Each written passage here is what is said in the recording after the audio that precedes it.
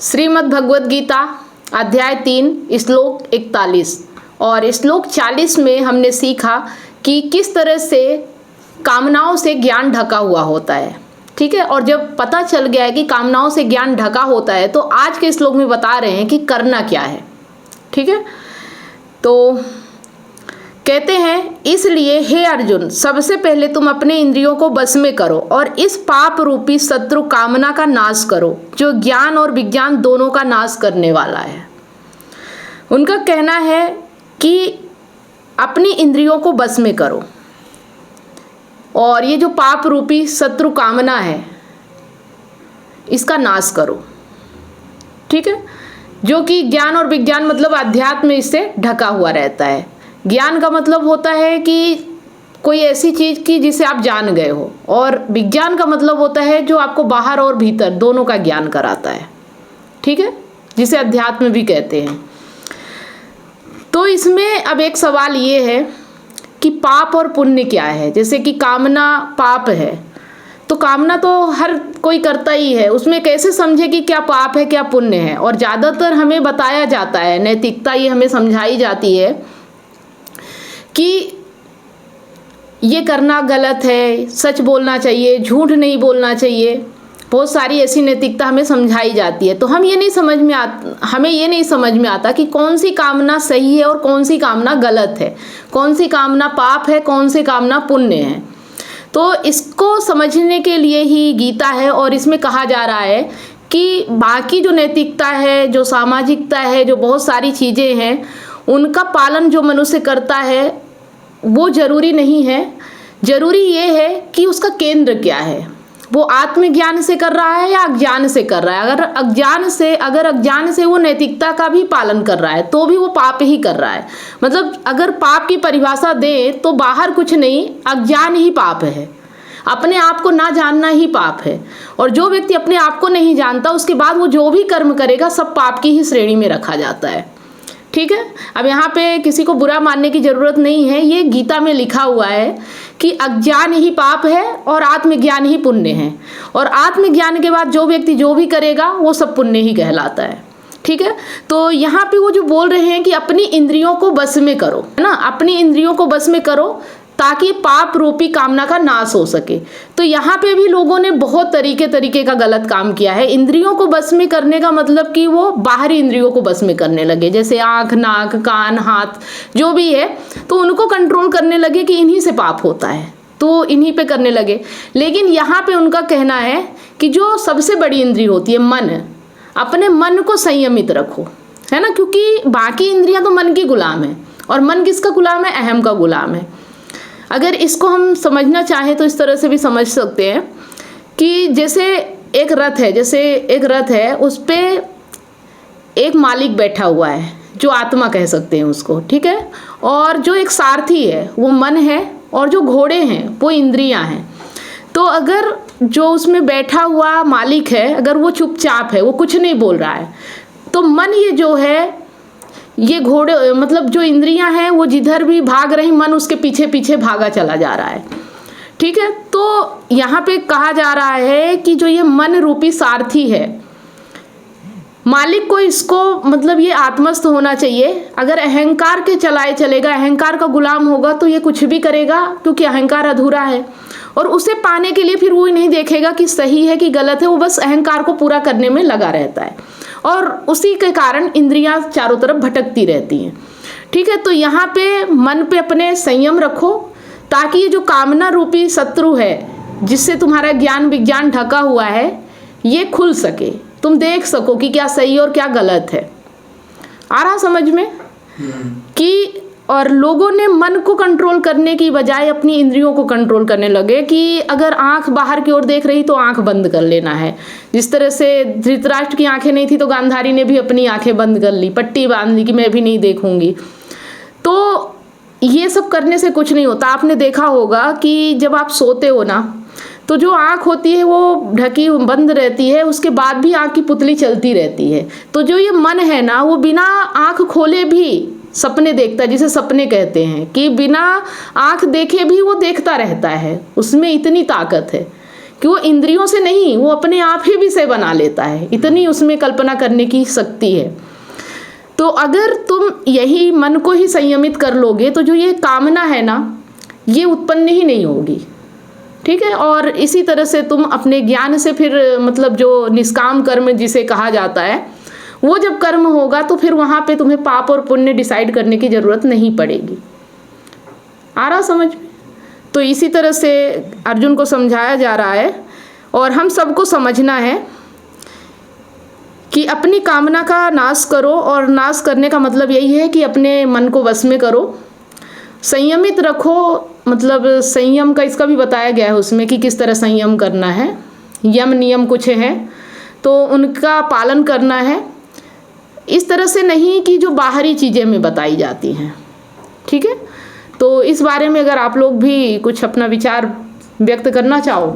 देखिए, इस श्लोक में अर्जुन श्री कृष्ण से पूछते हैं कि वो कौन से कार्य हैं जो पाप होते हैं, मतलब मनुष्य के ऐसे कौन से कार्य जो पाप होते हैं और आदमी नहीं चाहता फिर भी पाप क्यों हो जाता है।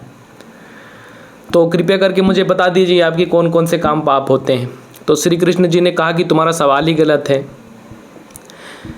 कि तुम चाहते नहीं हो कि पाप हो जाए, लेकिन तुम जो चाहते हो वही तुम्हारा पाप है। कामना ही पाप है। कामना ही तुम्हारा पाप है। अब फिर चाहे तुम अच्छा काम करो, फिर चाहे तुम बुरा काम करो, अगर कामना है उसके पीछे तो वो फिर तुम्हारा पाप है। इस तरीके से इसको समझा जा सकता है कि अब देखिए, कामना जो है उसमें कोई बुराई नहीं है। अगर कामना सही चीज़ की हो तो उसमें कोई बुराई नहीं है, लेकिन हम उसे फिर कामना नहीं बोलेंगे, उसे चाहत बोलेंगे। चाहत और कामना में अंतर होता है। कामना में दिक्कत ये है कि कामना हमें हमारे लक्ष्य से भटका देती है। कामना हमें ये बताती है कि तुम्हारी जो ये परेशानी है तुम इस चीज़ को पालो, तुम्हारी परेशानी दूर हो जाएगी, लेकिन वास्तव में ऐसा कभी होता नहीं है। और जीवन भर इंसान उस कामना के चलाए चलता है, लेकिन उसको मिलता कुछ नहीं है। उल्टा वो जितना उस कामना का गुलाम बनता है, जितना जो भीतर का अंधेरा जो उसे बोल रहा है कि ये कर, उसकी मर्जी का करता है, उतना ही वो उस अंधेरे में धंसता चला जाता है।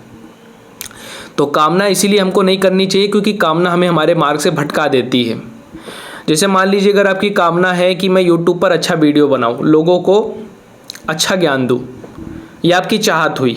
मान लीजिए, कामना नहीं कहेंगे, कि आपकी चाहत है, आपके अंदर से आ रहा है कि मैं जो समझ पा रहा हूँ, मुझे जो सही लग रहा है वो मैं दूसरों को भी दूँ, ये आपकी चाहत हुई, इसमें कोई बुराई नहीं है।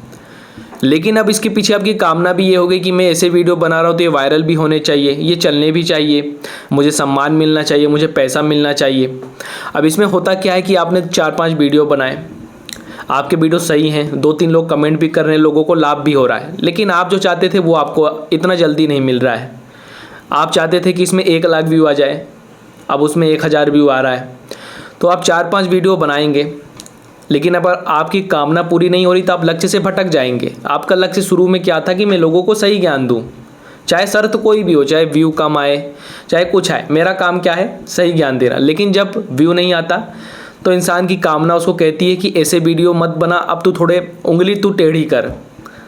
अब घी तेरे को चाहिए तो थोड़ी उंगली टेढ़ी करनी पड़ेगी। फिर वो इंसान उंगली टेढ़ी करता है, फिर वो यूट्यूब पर देखता है कैसे वीडियो वायरल हो रहे हैं, फिर वो ये भूल जाता है कि क्या सही है क्या गलत है, मेरी क्या चाहत थी।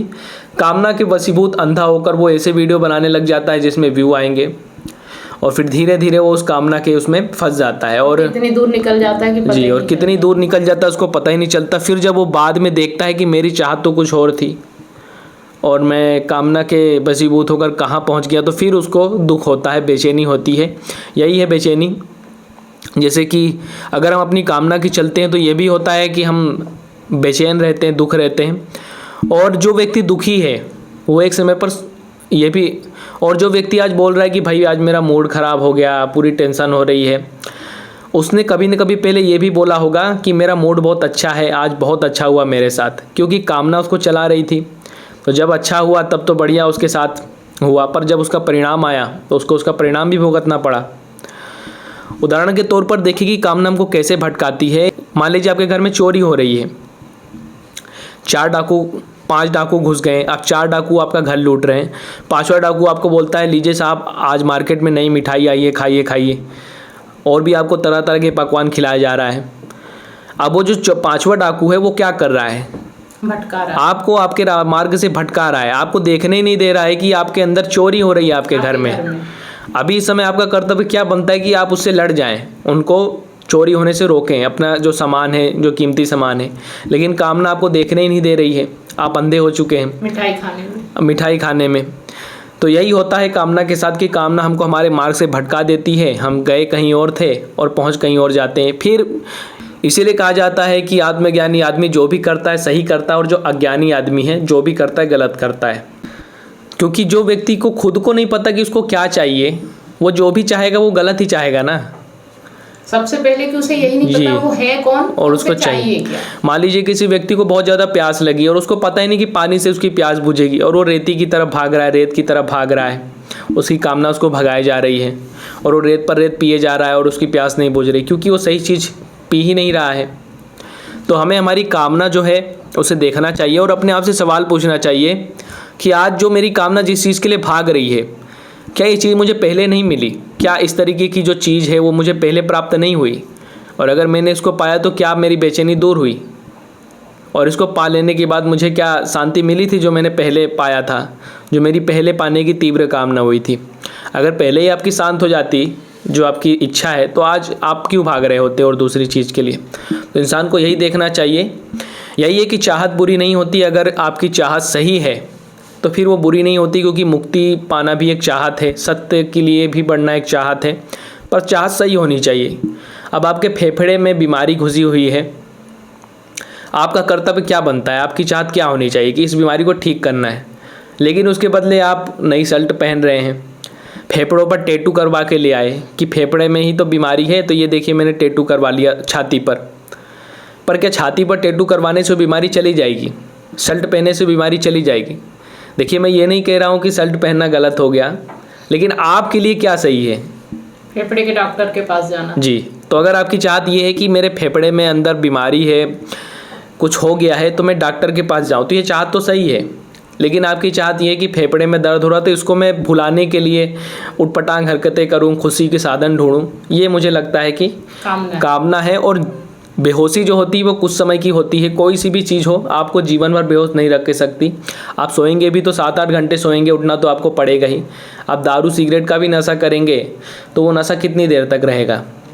1 दिन 2 दिन, लेकिन होश में तो आपको आना पड़ेगा। और जब आप होश में आते हैं फिर आपके अंदर की वो जो कामना ने जो आपको गलत तरीके से चलाया है उसका फल आपको मिलता है, और आप घोर दुख में पहुंच जाते हैं। लेकिन यही बात है कि आदमी समझ नहीं पाता। अगर इसको आदमी समझ जाए तो फिर बार बार उसको धोखा मिले ही क्यों, वो फिर अपनी कामना के वशीभूत होकर चलने लग जाता है। तो इसीलिए मुझे लगता है कि श्री कृष्ण ने यहाँ पर कहा है कि अपनी इंद्रियों को वश में रखो, क्योंकि इंद्रियां ही तो हैं जो हमें कामना की तरफ भगा रही हैं, और उनमें सबसे बड़ा है मन ही सभी इंद्रियों को कंट्रोल करता है। अगर हम मन को ही काबू में कर ले, मन को ये देखना है कि वो गुलाम किसका है, जी, आत्मा के चलाए चल रहा है या हम के चलाए चल रहा है, जी, यही देखना है।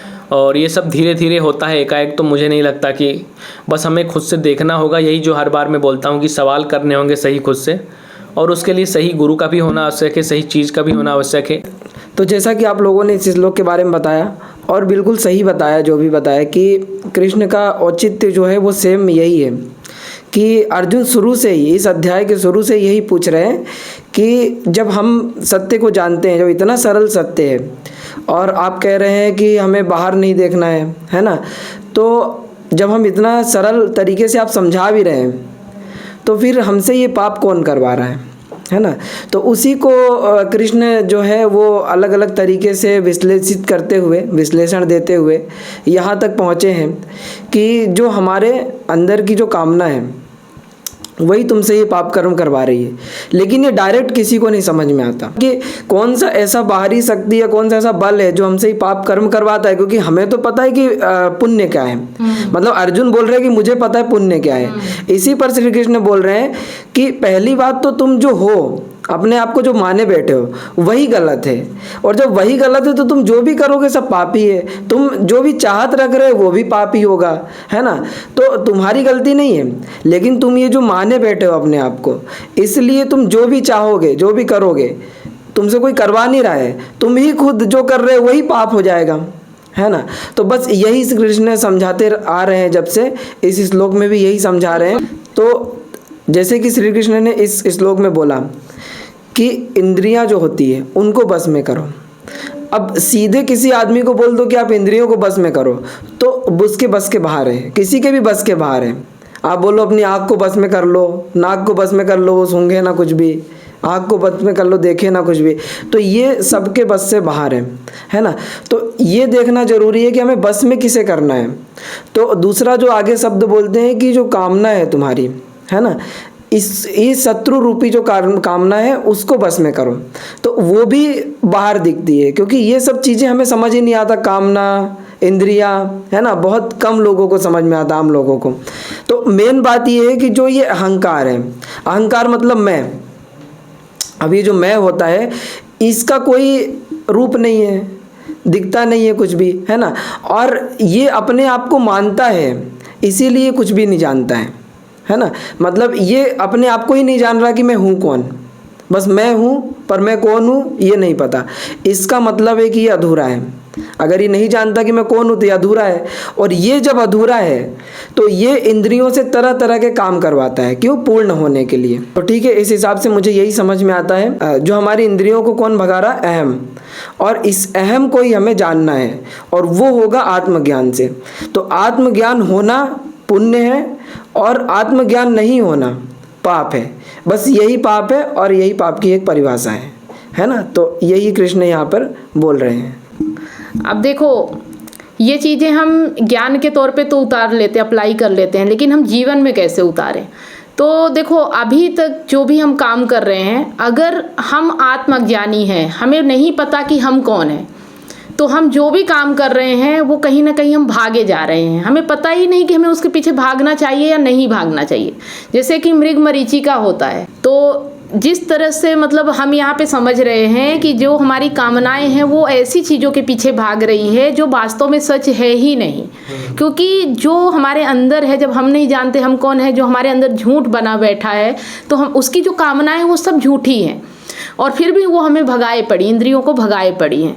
तो यहाँ पे समझने के लिए कि जैसे तपती धूप होती है, वहाँ पे एक मरीचिका होती है, मतलब जो मृग होता है उसे ऐसा आभास होता है कि पानी है ना, बिल्कुल भरा पानी है, और वो उसके पीछे दौड़ता है, पूरी ताकत लगा देता है उसको पाने के लिए कि पानी मिलेगा मुझे पीने के लिए। लेकिन वो मृग की मरीचिका है, मतलब उसकी लालसा है जो कभी पूरी नहीं होती है, उसके मन द्वारा बनाया गया। हाँ, मतलब मन द्वारा नहीं, ऐसा प्रतीत होता है, उसको प्यास लगी है और ऐसा प्रतीत होता है कि मैं इसके पीछे भागूंगा तो मेरी प्यास मिट जाएगी।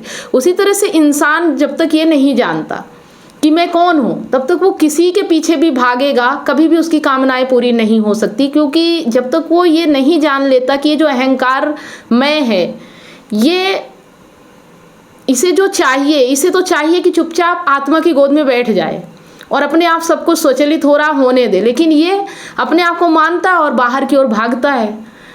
तो हम किसी इंसान से कहते हैं ना कि तुम गलत कर रहे हो, सही कर रहे हो, जो भी है, तो ये कहना नहीं है, उसे बस इतना ही कहना है कि तुम बस ये जानो कि तुम कौन हो। जब वो अपने बारे में जानेगा तो उसका हर काम सही हो जाएगा। मतलब हम ये कहते हैं ना कि तुम गलत कर रहे हो, तुम पाप कर रहे हो, हमें ही नहीं पता कि क्या गलत है क्या सही है।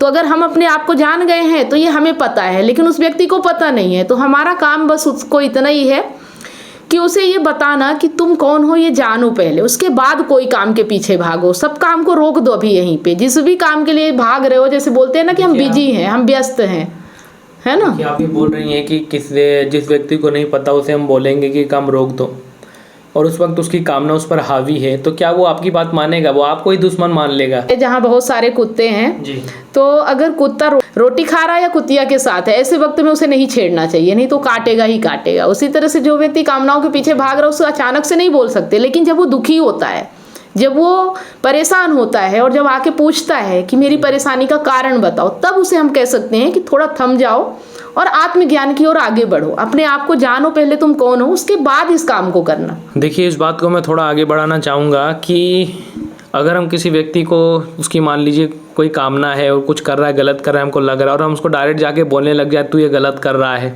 तू ये करना छोड़ दे, तो वो कहीं ना कहीं भड़क सकता है, क्योंकि उसे लगेगा कि मेरा ये भला देख नहीं सकता, मेरे को ये मिलने वाला है, इसलिए इसको जलन हो रही है। उसकी जगह हम उसको बोले कि तू खुद ही सवाल कर, उसको खुद ही हम उसके अंदर की तरफ मोड़ दें कि देखो जो तुम जिस चीज़ के पीछे भाग रहे हो, क्या उस तरीके की चीज़ के पीछे तुम पहले नहीं भागे? और अगर पहले भागे तुम्हें मिल गई तो तुम्हें क्या मिला? क्या तुम्हें शांति मिल गई? अगर ऐसे सवाल उससे पूछे जाएं तो वो अपने भीतर जाएगा और खुद ही अवलोकन कर लेगा। इसीलिए बुद्ध ने भी कहा था कि अप्य दीपो भव, अपने दीप खुद बनो। तो मेरे ख्याल से इस दुनिया में कोई किसी को नहीं समझा सकता। जो व्यक्ति समझना चाहता है व्यक्ति उसी को समझा सकता है। जिसको अंदर से खुद लग रहा है कि मेरे को बेचैनी है, मेरे को देख रहा है वो कि मैं इतना भागा कामना के पीछे पर फिर भी आज मैं बेचैन हूँ, मुझे लगता है कि वही फिर इन ज्ञान को समझ पाता है, वही इस तरफ आ पाता है। लेकिन अगर एक आम आदमी जो कामना की तरफ भाग रहा है लेकिन उसको आभास ही नहीं हो रहा, वो बेहोश है, तो आप उसको नहीं जगा सकते। उसके लिए उसको थोड़ा बहुत तो दुख का आभास होना जरूरी है। अब जिसको दुख का आभास ही नहीं हो रहा उसे हम कैसे बताएं? वो तो बोलेगा कि मैं तो मस्त हूँ मेरी ज़िंदगी में, मुझे कोई तकलीफ़ ही नहीं है। तो यही बात है कि इस दुनिया में अर्जुन भी हर कोई नहीं बन पाता। आप महाभारत में ही देख लीजिए, इतने योद्धा थे, सिर्फ अर्जुन को ही ये दिक्कत हुई कि मैं अपनों को कैसे मारूं। बाकी भाइयों को तो वो पूरा क्लियर था कि सामने जो है मेरे दुश्मन हैं, उनको ख़त्म कर देना, कोई संदेह ही नहीं था। तो यही है कि जब संदेह आ जाता है कि जो मैं कर रहा हूँ क्या वो सही भी है, तभी मुझे लगता है कि ज्ञान उतरता है। और वो धीरे धीरे प्रक्रिया होती है, कभी भी हो सकती है इंसान के साथ। तो आज हमने सीखा कि किस तरह से अपने मन को बस में करना है और कामनाओं के पीछे भागने के बारे में सोचने से पहले हमें अपने आप को जानना है, उसके बाद ही हमें कामनाओं के पीछे भागना चाहिए। लेकिन ये भी एक प्रक्रिया है जो कि हमारे बेचैनी, हमारे तड़प, हमारे अहंकार को जब चोट पहुंचती है, जब वो दुखी होता है, जब उसकी कामनाएं पूरी नहीं होती हैं, जब बार बार उसके साथ ऐसा होता है, तो शायद ये प्रक्रिया होती है कि वो अपने आप को फिर जानना चाहता है कि आखिर मेरे साथ ऐसा क्यों हो रहा है, मैं कौन हूँ, क्यों मैं कुछ पूरा नहीं पा रहा हूँ। उसके जीवन में जब बहुत बड़ा दुख आ जाता है तो वही क्षण होता है जब इंसान को भी आत्मज्ञान की प्राप्ति होती है। और देखिए अर्जुन कितने सालों से कृष्ण के साथ थे लेकिन उन्हें आत्मज्ञान की जरूरत नहीं पड़ी, है ना। तो जब ऐसा समय आता है, जब आप ऐसे दो राहे पे आ जाते हो, जब आपको दो राहों में से कोई एक राह चुननी होती है, तभी आप समझ पाते हो कि आपको क्या चुनना चाहिए और उसी वक्त आपको किसी न किसी की मदद की ज़रूरत होती है। और जब ऐसा समय आए तो ही उसकी मदद की जा सकती है। तो ये वीडियो हमारे आपके मदद के लिए तैयार है और हम सब आपकी मदद करेंगे क्योंकि हमारी भी मदद कोई कर रहा है। तो हम चाहते हैं कि जैसे हमारी मदद हुई है, जैसे हमें रास्ते मिले हैं, जैसे हमें चीज़ सामग्री मिली है कि हम ये सब सीख पा रहे हैं, वैसे हम आप लोगों के लिए भी तैयार कर रहे हैं। तो अगर इस रिलेटिव कोई भी आपका क्वेश्चन है तो आप हमसे डायरेक्ट पूछ सकते हैं, हम आपकी पूरी मदद करेंगे, आपके सवाल को सुलझाने में आपकी मदद करेंगे। तो इसी तरह से हमारे साथ बने रहिए। वीडियो अच्छा लग रहा है तो लाइक ज़रूर कीजिए और ज़्यादा से ज़्यादा इसे शेयर कीजिए ताकि ज़्यादा से ज़्यादा लोगों तक पहुंचाया जा सके। मिलते हैं नेक्स्ट वीडियो में, तब तक आप सभी लोगों को वीडियो अंत तक देखने के लिए बहुत बहुत धन्यवाद।